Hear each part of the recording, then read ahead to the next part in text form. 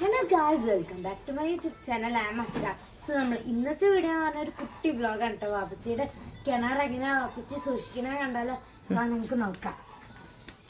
ഇത് തുറക്കാൻ വേണ്ടിയിട്ട് ഡോർ ഒക്കെ ഉണ്ട്, തുറന്നു നോക്കാം. അപ്പോൾ ഇതിന്റെ പ്രത്യേകത എന്താ വെച്ചിട്ടുണ്ടെങ്കിൽ ഇതിനകത്ത് കാക്ക അങ്ങനത്തെ ഒന്നും പോവില്ല, നല്ല സേഫ് ആയിട്ടിരിക്കും. സൂര്യന്റെ വെളിച്ചം കൊണ്ട് ചെടികളോ മരങ്ങളോ ഒന്നും വളരില്ല.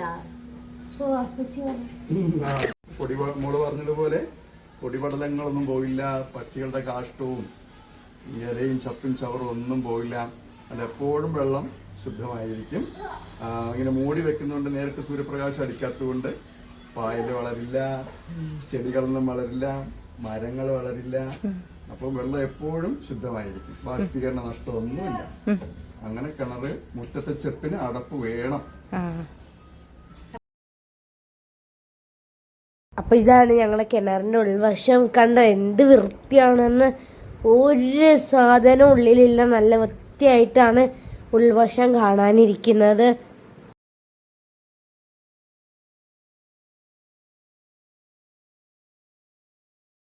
ഇഷ്ടപ്പെട്ട് കഴിഞ്ഞാൽ ലൈക്കും കമന്റും സബ്സ്ക്രൈബും ചെയ്യാനൊക്കെ. Bye guys.